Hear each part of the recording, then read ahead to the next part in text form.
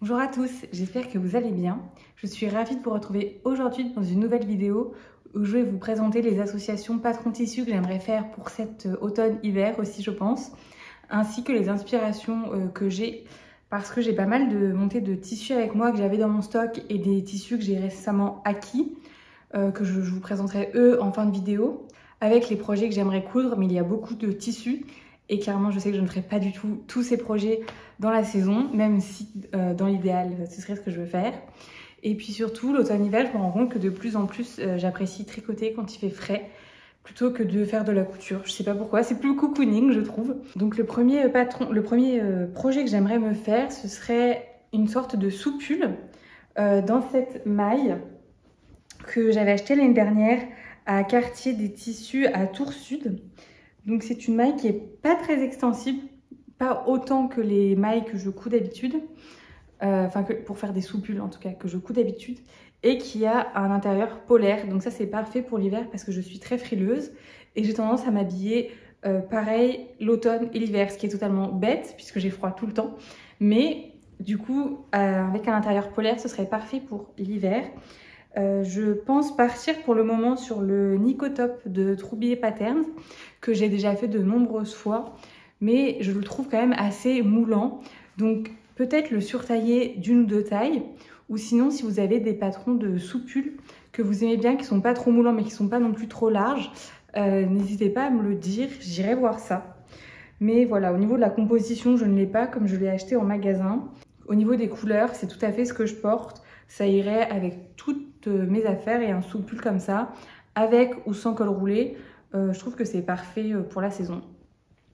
Parce que moi, j'avoue que mon rêve, mon goal, c'est de trouver un patron et un tissu pour me faire les soupules que vous trouvez chez Zara ou les petits pulls en cachemire d'Uniqlo, ou même les tricoter. Mais je trouve que quand vous tricotez, c'est toujours beaucoup plus épais que ces petits soupules-là qu'on trouve. Je vous mettrai des photos. Et pour les tissus, je ne sais absolument pas où trouver ce genre de tissu, ni même quel patron utiliser pour les faire.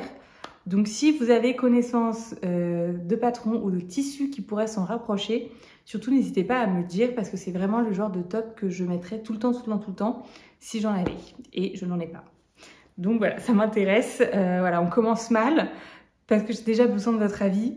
Mais c'est un projet que je cherche à faire depuis longtemps et qui me tient à cœur. Mais sinon, de toute façon, là-dedans, un soupule, ce sera parfait, ce sera porté et facile à faire.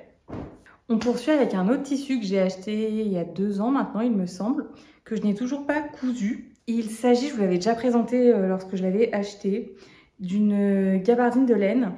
Il me semble qu'elle est 100% laine, mais non, je sais plus en fait, je vais pas me prononcer, je ne sais plus.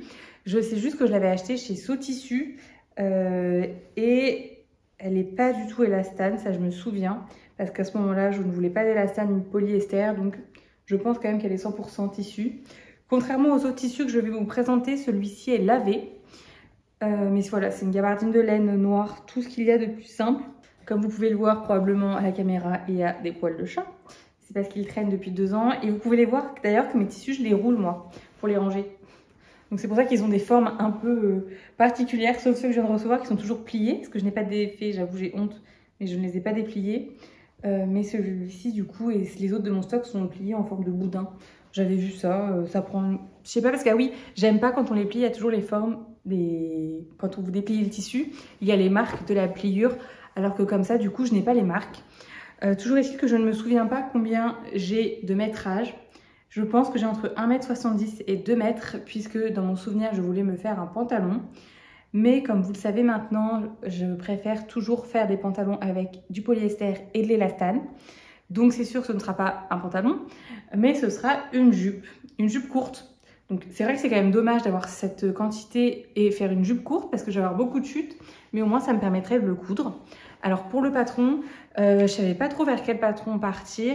Je voulais coudre une jupe de chez Chacou, mais j'en avais marre d'acheter encore un patron parce que je commence à en avoir un sacré nombre. Même des patrons que j'ai dans des livres que je n'ai jamais cousus, donc je me suis dit c'est dommage. Et j'ai regardé un jour tous les livres que j'avais pour essayer d'associer à mes tissus. Et j'ai trouvé une petite jupe courte qui me plairait bien dans ce lainage, donc qui vient du livre Ma garde-robe sur mesure d'atelier Charlotte Ozou. Et moi, la jupe que j'aimerais faire, alors je ne sais pas si on verra grand chose, mais je veux une jupe toute simple. Donc ce que j'aimerais faire, c'est la jupe 2 avec la ceinture 1 et sans le froufrou sur le côté. Donc vraiment une jupe portefeuille toute simple. De base, en fait, je voulais trouver un patron qui ressemble à la jupe de chez Cézanne, qui est portefeuille mais en biais. Je pourrais, je pense, faire ce patron à partir de ma robe de chez Vicky Sio, dont j'ai totalement oublié le nom, mais que je vous mettrai en photo, puisque c'est la même forme du bas. Mais j'ai pas envie de faire le patron moi-même, c'est bête. Donc, soit je me dis, je fais le patron de celui-là, soit vraiment, je suis extrêmement motivée par ce projet, ce qui n'est pas non plus mon cas, et je la patronne. Soit vous connaissez un patron tout prêt et je ne tiens pas mes bonnes résolutions et j'achète un nouveau patron. C'est très mal, mais ça peut être aussi une solution. Donc n'hésitez pas à me dire aussi si vous avez ça dans les commentaires. J'ai beaucoup de questions aujourd'hui, mais ça devrait être bon pour la suite, je l'espère. Donc voilà, c'est tout pour ce lainage qui est assez lourd quand même, il est assez dense. Et aussi, je ne vous ai pas dit aussi pourquoi je voulais en faire une jupe et pas un pantalon, mis à part mon histoire de polyester et d'élastane. C'est que je trouve que ce tissu gratte. Alors donc je l'ai lavé comme je vous l'ai dit. Et il n'est pas hyper doux au toucher, clairement pas. Donc en pantalon, ça va me gêner je pense. Donc c'est aussi une des raisons qui me pousse à faire une jupe au lieu d'un pantalon. Alors on passe à la suite. Là c'était plutôt de l'hiver finalement, ce que je vous ai présenté pour le moment. Et dans la pile, il n'y a aucun ordre logique. Mis à part les tissus que j'ai achetés en dernier. Mais sinon, il n'y a aucun ordre logique sur l'automne, sur l'hiver, voilà. Donc là, j'ai pris un tissu plutôt début d'automne en fait. J'aurais déjà dû le coudre, mais je ne l'ai pas cousu. Il s'agit d'une soie qu'on a achetée avec les copines à Bobigny. Qui sont bons. Étonnamment, elles sont bons. Enfin, je ne sais pas pourquoi étonnamment, mais elles sont bons. Donc c'est une soie qui est très transparente que nous avons partagée. Et dedans, j'aimerais m'en faire un kimono.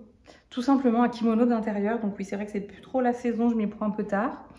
Mais pour le début de l'automne, je trouve que c'est hyper sympa pour rester à la maison. Parce que c'est vrai que j'ai pas de beaux vêtements pour rester à la maison. C'est un de mes projets d'après, vous allez voir, mais j'ai pas de pyjama, j'ai rien en vêtements d'intérieur. Et je me dis qu'un kimono comme ça pour rester à la maison, c'est super sympathique. Et au niveau du patron de kimono, j'ai pas spécialement envie d'en acheter un. Quand j'ai commencé la couture, mon premier projet, l'un de mes premiers projets, ça avait été de faire un kimono et j'avais utilisé une vidéo de Hello Supérette qui était très bien faite dans mon souvenir. Donc j'aimerais la réutiliser et soigner mes finitions par rapport à ce que j'avais fait à l'époque qui était du surgé machine. Là, faire des coutures anglaises sur ce genre de tissu, ça peut vraiment valoir le coup, je trouve. Aussi, je n'ai jamais cousu de la soie. Donc ça m'intrigue un peu de voir comment ça se comporte. Et j'ai hâte d'en coudre et de voir si ça me plaît ou non parce que j'en ai jamais cousu. Il me semble que c'est pas évident à coudre et ça a l'air, c'est vrai, assez fuyant, mais ça se trouve, je dis n'importe quoi. Donc encore une fois, affaire à suivre. Alors le hasard fait bien les choses. On continue avec les vêtements d'intérieur que j'aimerais me faire. J'aimerais me faire, attention, un pantalon de pyjama. Très enfantin, avec ce tissu. C'est ma grand-mère qui me l'avait offert. Elle avait fait une grande descente à Quartier des Tissus sans moi pour me faire plaisir. Elle m'avait acheté des tissus entre 1 m et 1 m 50 qu'elle aimait bien. Donc je ne savais pas trop quoi faire de celui-ci parce que je le trouvais très enfantin. Et je me suis dit, mais c'est sûr, il faut que je fasse un bas de pyjama en fait. C'est un jersey, tout ce qu'il y a de plus basique. Jersey coton. Il est très doux d'ailleurs. Il est gratté, je pense. Oui, voilà. Il est très doux, donc lui non plus n'est pas lavé. Il était bien plié en boule, enfin en rouleau du coup. Et c'est un tissu jersey avec des petits zèbres, puisque je n'ai pas acheté ou cousu, mais acheté là, à cette époque, de pyjama d'hiver, d'automne, donc de pantalons longs, depuis le collège. Donc vous imaginez que c'est pas brillant ce que je porte. Et je me suis dit, non, vraiment, j'abuse, faut vraiment que je le fasse. Parce que, en plus, c'est du jersey, donc avec ma surjeteuse, je vais coudre ça hyper vite. Et tous mes pantalons de pyjama, je me rends compte, j'en ai 3, qui ont entre 10 et 15 ans. Et l'élastique, du coup, il tient plus. Donc, vraiment, ça devient urgent. Alors que j'ai tout ce qu'il faut, puisque j'ai mon petit tissu à zèbre. J'adore les pyjamas comme ça, même pour les adultes. Hein. J'entends que ça fait très ado-enfant, mais moi j'adore, ça me plaît beaucoup. Et avec un livre que j'ai, que je n'ai jamais utilisé. C'était mon premier livre de couture qu'on m'a offert, qui est celui-ci, Couture Homeware, 16 vêtements et accessoires pour coucouner. Si, j'ai fait un haut dedans, un de mes premiers hauts, qui n'était pas une réussite d'ailleurs. Mais j'ai vu dedans, je l'ai feuilleté. Et ils ont un patron de pantalon pyjama. Alors, ils ont plusieurs patrons de pantalons dans ce livre. Mais moi, celui que j'aimerais faire, c'est celui en jersey, que bien sûr, je ne vais pas trouver. Bon, c'est dommage, il n'y a pas de photo entière du modèle où la dame est droite. Autre que ça. Donc, il l'appelle le pantalon bord-côte. Bon, moi, il ne sera pas en bord-côte, mais ça ne doit pas être très choquant. Est-ce que j'ai un dessin technique? Non, super. Mais pour faire très simple, c'est un devant, un dos, une ceinture. Et au niveau des jambes, ils ont mis un élastique que moi je ne compte pas faire parce que j'en vois pas l'intérêt. Et je préfère les pantalons pyjama droits. Mais voilà, donc avec une ceinture, un lien, que demander de plus? J'ai pas vérifié s'il était à taille élastiquée, mais j'ai inséré un élastique parce que je trouve que c'est beaucoup plus confortable. Non, il n'y a pas d'élastique. Bah écoutez, j'en mettrai un parce que je trouve que c'est mieux qu'un lien. Tout simplement, pour moi le lien il est uniquement décoratif parce que sinon je trouve que j'arrive jamais à bien le régler, ça me sert pas assez, ça tombe. Autant mettre un élastique. Donc voilà, tout ça pour vous dire que j'ai tout ce qu'il faut pour me faire un pyjama, un bas de pyjama. Je n'ai pas de pyjama. Je pense pas que j'ai la place de mettre et le bas et le haut, quoique j'essaierai. Ça pourrait faire un ensemble rigolo. Mais il n'y a plus qu'à maintenant, j'ai envie de vous dire. Mais ça devrait être un de mes projets pas prise de tête que je ferai. Parce que c'est vrai que quand je fais des projets un peu plus complexes, comme maintenant je fais de plus en plus, j'aime bien l'entrecouper de vêtements en jersey à la surjeteuse qui vont beaucoup plus vite. C'est assez plaisant, je trouve. Une fois que vous avez passé 2 à 3 semaines sur un projet, je couds très lentement. Mais ça m'arrive régulièrement de passer 2 à 3 semaines sur des projets. Bah, je suis contente quand celui d'après, il va me prendre qu'une semaine à faire. Et c'est le cas d'un t-shirt ou d'un pantalon en jersey. Donc oui, vous pouvez vous dire que je cours vraiment très lentement puisqu'il me faut tous les soirs de la semaine pour me faire un pantalon en jersey ou un t-shirt.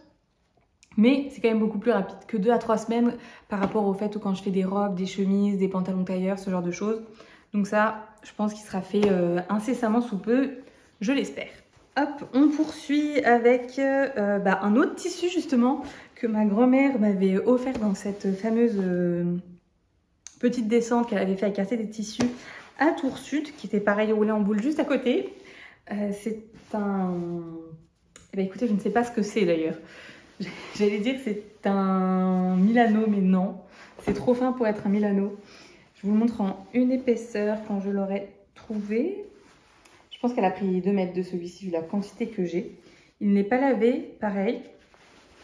Il est extrêmement extensible. Il y a du polyester, il y a de l'élastane, hein, je vous le garantis. Et avec ça, avec ce tissu, j'aimerais me faire un pantalon du week-end d'intérieur. Un joli pantalon, enfin, quand je dis un joli, je sais que j'irai pas spécialement travailler avec.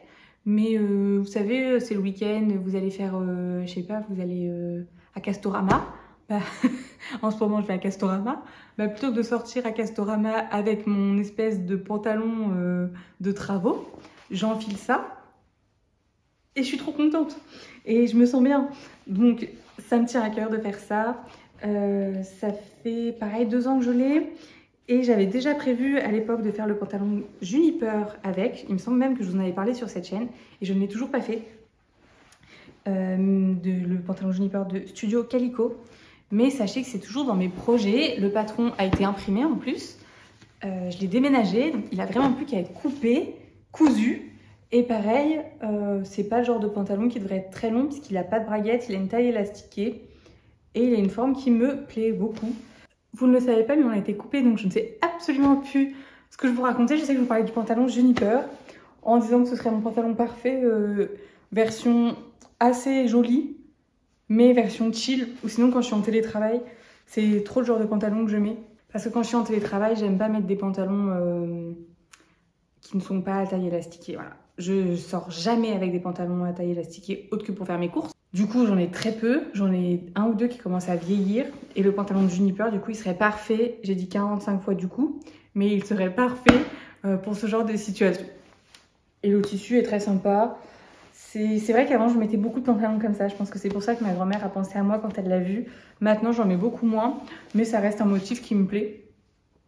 Et c'est vrai que je pourrais pas mettre ça avec du marron comme maintenant je porte, mais j'ai quand même du blanc, du noir, du beige, voilà. J'ai beaucoup d'unis, donc je ne me pose pas non plus trop de questions pour celui-ci. On finit avec mon dernier tissu ancien, c'est-à-dire qu'il ne fait pas partie de ma commande récente, bien que celui-ci est quand même assez récent puisque je l'ai acheté en avril et je vous en avais parlé. Il s'agit d'une gabardine élastane que j'ai acheté chez Toretto Tessuti en bleu marine. Donc j'ai acheté ce tissu chez Toretto Tessuti. Je ne me souviens plus du poids, vous m'en excuserez. Je vous mettrai le lien en barre d'infos de ce tissu. Mais dans mon souvenir, il est 97% coton, 3% élastane, donc il n'y a pas de polyester. Il a été lavé, c'est pourquoi il a quelques plis. Et le chat a dormi dessus, c'est pourquoi il a quelques poils. Vous savez tout. Ce tissu avec, à la base, je voulais faire un pantalon à pont. J'aimerais toujours beaucoup faire un pantalon à pont. Mais plus j'y réfléchis et plus je me dis qu'un pantalon à pont, ça serait peut-être plus sympa dans un double crêpe bleu marine, que j'ai aussi déjà issu de la même commande de ce pantalon, de ce tissu Toretto Tessuti. Je vous le remonte. Il a tous les codes de la gabardine puisqu'il est rayé. Le jour où j'ai repris mes livres et magazines pour voir s'il y avait des patrons que j'avais déjà qui me plaisaient et que je n'avais pas cousu, je suis tombée dans le seul La Maison Victor que j'ai. C'est La Maison Victor numéro 3 2022 qui était le premier d'ailleurs patron de ce magazine, qui est le pantalon Nila, qui est un pantalon assez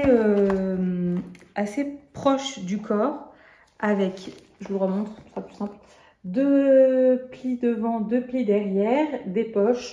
Je pense que je ne ferai pas les poches. Et il doit être fini avec une parenture parce qu'il n'a pas de ceinture et il a un zip invisible sur le côté. C'est tout à fait le genre de pantalon que je porte, alors pas dans ces couleurs, hein, on s'entend. Je pense que vous me connaissez, ça sera certainement pas dans ces couleurs.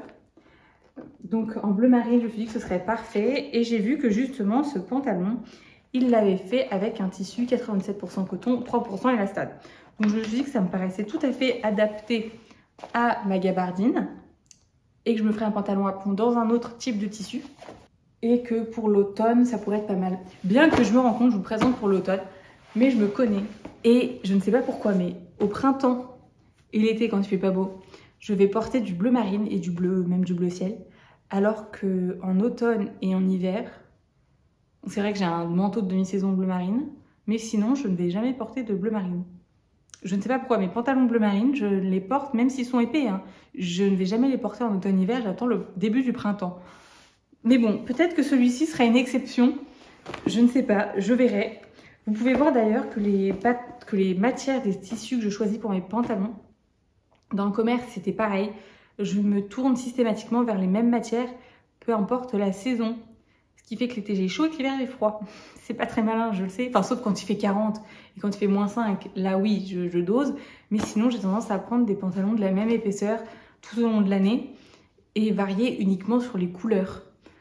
Donc c'est vrai que c'est peut-être un peu bête, c'est peut-être aussi pour ça que j'ai froid. Si vous avez, vous, des pantalons, enfin des tissus de référence pour des pantalons assez chauds quand même, ou même plus frais pour l'été que mes 97% coton, 3% élastane, qui en fait, en y réfléchissant, sont très adaptés à de la demi-saison, mais pas à de l'été ni à l'hiver. Vous allez voir, j'ai pris un tissu pour l'hiver. Là, je pense que celui-là, je pourrais le mettre que l'hiver.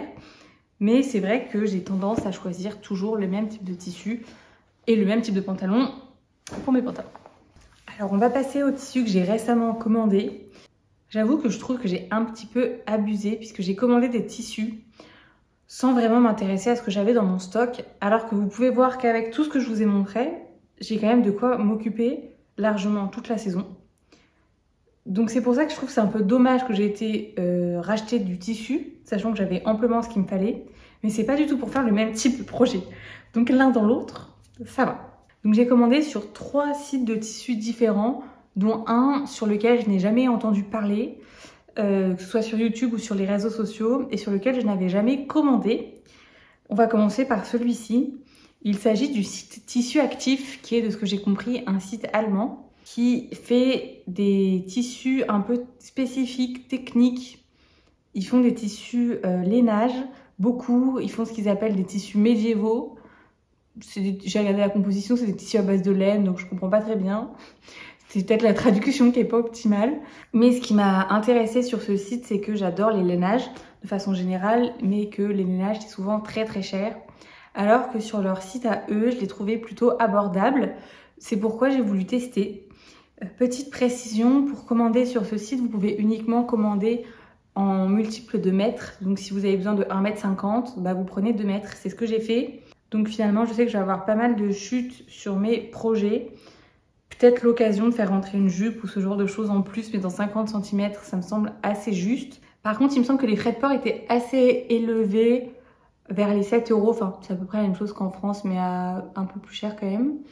Et ça a mis un peu plus de temps à arriver.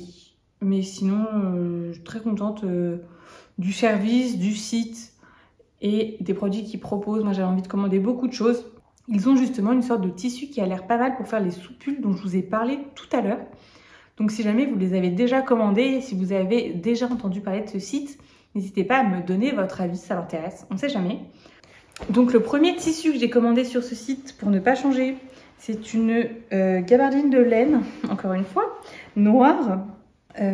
Sauf que celle-ci, elle est composée de laine, de polyester et d'élastane. Et de viscose. C'était 35%, je vous le fais de mémoire, mais j'aurais dit 35% de laine, 25% de viscose, 5% d'élastane et le reste de polyester. Donc, je ne vais pas faire la soustraction maintenant, ça va être catastrophique. Mais voilà, je l'ai payé 9,99 € le mètre. Et j'avais jamais trouvé cette composition avant, donc je suis assez contente. Au niveau du poids, je ne me souviens plus du tout, malheureusement. Mais il est à peu près de la même épaisseur que la gabardine de coton que je vous ai montré tout à l'heure, pas de la gabardine de laine. Celui-ci est plus fin, mais il est en laine, donc je me dis que peut-être que pour les pantalons d'hiver, ça pourrait être plus agréable. Le truc un peu bizarre, c'est que, je sais pas si ça va se voir à la caméra, mais on dirait qu'il brille. Il brille de mille feux. Mais je ne l'ai pas lavé. Donc je ne sais pas si c'est lié au lavage ou s'il y a des sortes de fils brillants dedans. Bon, je sais pas, je verrai bien. Mais du coup, avec ce tissu, vous l'avez compris, j'aimerais me faire un pantalon.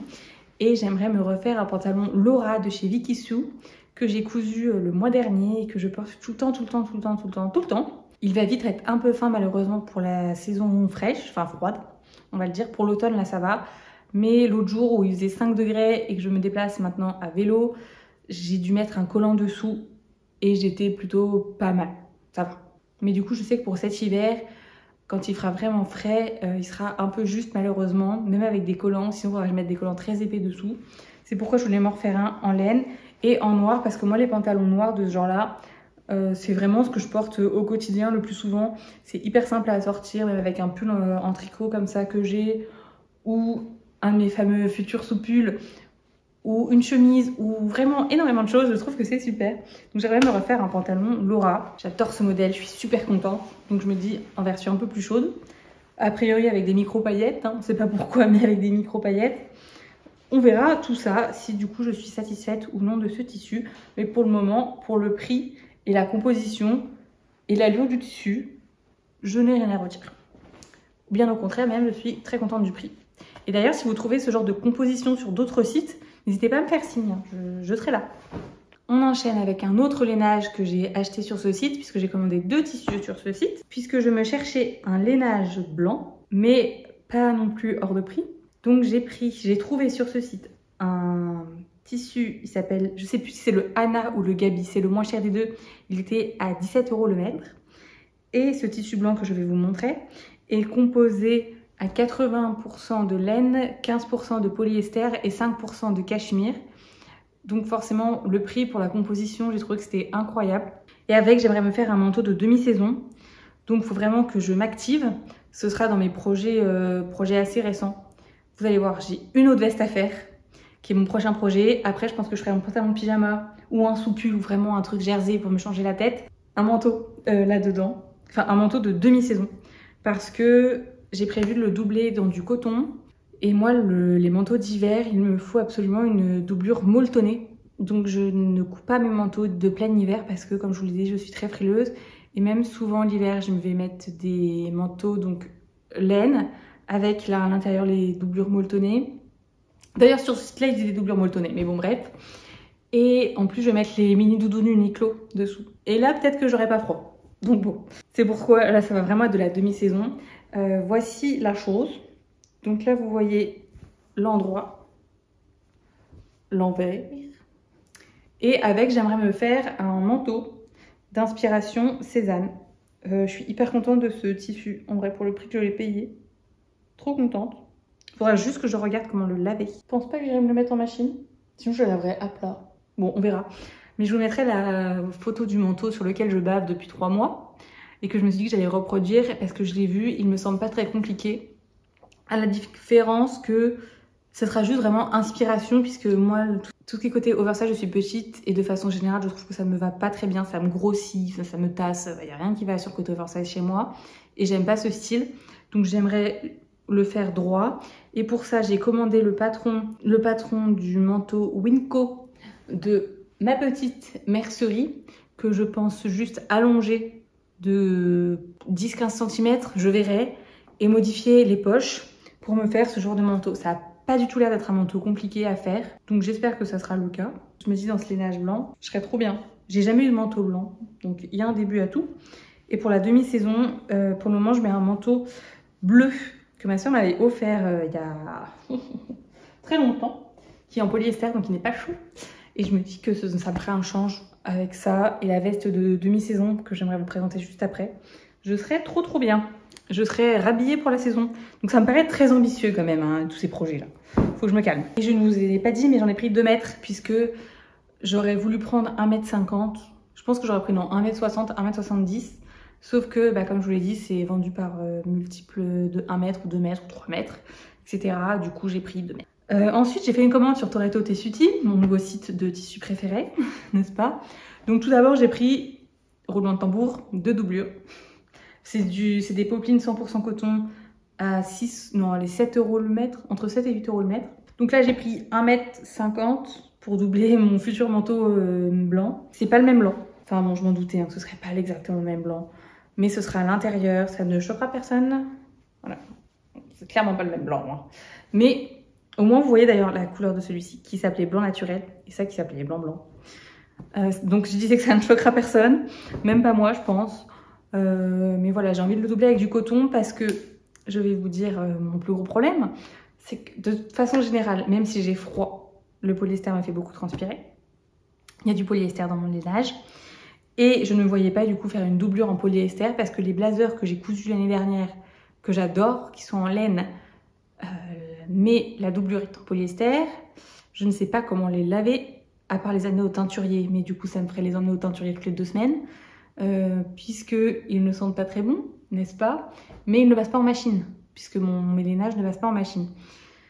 Donc je ne sais pas comment faire, voilà. Je les aère, mais ça ne suffit pas. Donc je suis embêtée, et surtout que maintenant que je me déplace pas mal à vélo, électrique, mais à vélo quand même, j'ai une facilité à transpirer plus rapidement, donc c'est pourquoi je voulais vraiment prendre une doublure en coton, qui même si je vais transpirer, hein, je ne vais pas arrêter ma transpiration comme ça, mais ce sera quand même largement moins pire qu'une doublure en polyester.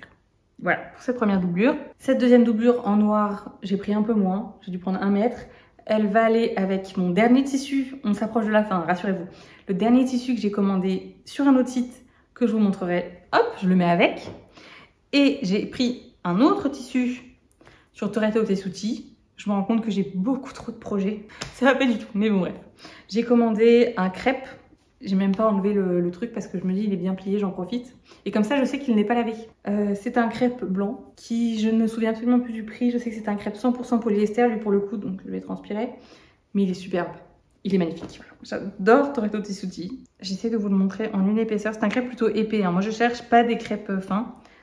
Il est quand même transparent parce que ça reste un crêpe blanc. Je sais pas si vous verrez quelque chose. J'ai pas envie de le déplier, vraiment désolée. Je sais pas si vous verrez quelque chose, mais c'est un crêpe blanc.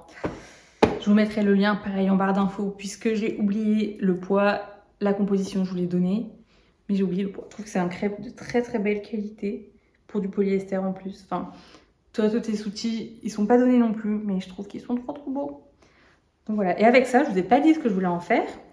Je voudrais me faire, il est taché, merci, ça doit être Socrate en fait, a dormi sur à peu près tous mes tissus. Avec ça, je voudrais me faire une chemise. J'ai acheté le patron de la chemise Kia de Vicky Sue. C'est ma nouvelle passion, hein, les patrons Vicky Sue, si vous ne l'aviez pas compris.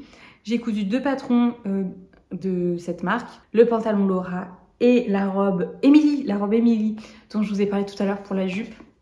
J'aime beaucoup cette marque, puisque vous pouvez choisir des statures, et moi qui fais 1m59 et demi, c'est super de pouvoir choisir une stature petite taille.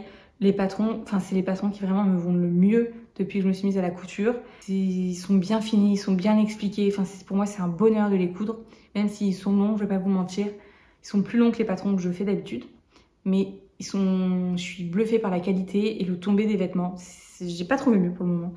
Donc, une chemise qu'il y a là-dedans. Alors oui, elle est un peu oversize, mais bon, c'est pas grave, ça me plaît quand même. Et on passe au dernier projet qui est pour moi le gros projet de cette vidéo. Enfin, il y a 2 gros projets dans cette vidéo, le manteau et la veste. Donc, la doublure de veste. Je fais durer le suspense. La doublure de veste, toujours Toretto Tessuti, je vous l'ai présenté tout à l'heure, c'est du coton noir non déplié par mes soins que j'ai commandé. Hop. Et l'autre tissu, c'était un tweed. Parce que je sais pas si vous avez vu, mais on voit partout en ce moment des vestes en tweed. Et j'ai fini par craquer. C'était un tweed que j'ai acheté sur Atelier de la Création, qui est 100% laine. Un tweed 100% laine, je suis super contente. Il y a des poils de Socrate partout dessus. Je ne sais pas trop quoi en penser. Enfin, si, je sais quoi en penser. Sur le site internet, je vous mettrai des photos de ce tweed. C'était le tweed de mes rêves. Je le voyais noir, avec des petites taches de bleu, limite du lurex. Et c'est tout. Sauf que quand je l'ai reçu, c'est marqué dans la description qu'il a des taches multicolores. Mais quand je l'ai reçu, effectivement, il a des taches multicolores. Et ça me gêne. Surtout qu'il est à 30 € le mètre. Donc, j'étais pas très contente que la photo soit... Enfin, je trouve pour moi que la photo ne correspond pas tout à fait à l'article que j'ai reçu. J'ai écrit au service client, ils m'ont dit « Bah oui, mais on vous l'a coupé, c'est écrit dans notre politique, on les reprend pas. » Ce que j'entends tout à fait. Mais j'aurais bien aimé qu'ils fassent une photo plus représentative de la réalité. C'est vrai que quand je prends ce tweed, je vous l'ai toujours pas montré, je fais exprès. Quand je prends ce tweed en photo, en fonction de la luminosité, il change. Si la luminosité est peu élevée, il va effectivement ressembler aux photos du site internet qui me plaisent. Mais si la luminosité est beaucoup plus élevée, il me plaît beaucoup moins. Mais il y a vraiment une vraie différence, je trouve. Donc, je vous le montre sans plus tarder. Tadam! Je l'ai déplié lui du coup, mais je l'ai replié. C'est un tweed et moi j'aurais préféré qu'il n'ait pas de taches orange ou rouge. Ah oui, c'est marqué, hein. Je sais, j'avais qu'à pas faire la maline. Voilà. Dites-moi vous ce que vous en pensez pour faire une veste, les vestes en tweed comme on voit partout. C'est mon tweed Atelier de la Création, 100% laine. Et ça vraiment pour des tweeds 100% laine, moi je suis trop contente. Donc j'ai pris 1m30 de ce tissu, puisqu'avec j'aimerais faire un autre patron de chez Vicky Sue. Je vous le mettrai en barre d'infos. C'est une veste avec un col officier, courte, qui a différents types de poches, mais je ne compte pas faire les poches au niveau de la poitrine, je compte juste faire les poches du bas. Et j'ai hâte de faire cette veste. Mais je suis mitigée sur le tweed, parce que je pensais être hyper emballée par ce tweed, vraiment j'en ai rêvé. Enfin c'était vraiment, quand je l'ai vu en photo, j'étais là, waouh, il me faut ce tweed. Et quand je l'ai reçu, ben, je suis vite retombée. Je vais le coudre, j'en ai parlé à mes copines couture, elles m'ont dit mais non mais coule-le, enfin tu l'as, ils peuvent pas te le reprendre, donc tu le couds. Mais du coup ce tweed, je vais le coudre, je vous en reparlerai a priori très rapidement. Mais j'espère que le rendu en veste me plaira tout autant que lorsque je l'ai vu sur le site internet. Un autre point qui me dérange un peu sur ce tissu, c'est comme je vous l'ai dit, c'est un tweed 100% laine. Mais il n'explique pas sur le site Atelier de la Création comment le laver. Donc, je voulais écrire un message au service client et je ne l'ai toujours pas fait. Mais j'aimerais bien qu'il m'indique si je dois le laver à la main ou si c'est uniquement lavage à sec. Dans ce cas-là, qui ferait ou si, dernière solution, ou s'il faut le décatir. Ça me dérange pas de le décatir, mais j'aimerais juste le savoir, ça m'aiderait. Et je sais que je vais avoir le même problème que pour ma doublure, que pour mon manteau blanc qui est en laine avec une doublure en coton. Comment faire après pour entretenir cette veste sans avoir besoin d'aller au teinturier toutes les 2 semaines. Bon, c'est un problème de mon mois futur, on verra. Mais en tout cas, mon prochain projet de tout ça que je vais faire dès que j'aurai fini cette vidéo, monter cette vidéo et avancer mes travaux de mon atelier couture qui avance, comme je vous en ai parlé sur Instagram, c'est faire cette veste. J'espère que cette vidéo ne sera pas trop longue. J'ai l'impression d'avoir parlé des heures. Oui, ça fait quand même longtemps que je parle. J'espère qu'elle vous plaira, qu'elle aura pu vous donner des idées. N'hésitez pas à me répondre à toutes mes petites questions que je vous ai posées tout au long de la vidéo. J'espère que celle-ci vous aura plu. Je vous dis à très vite.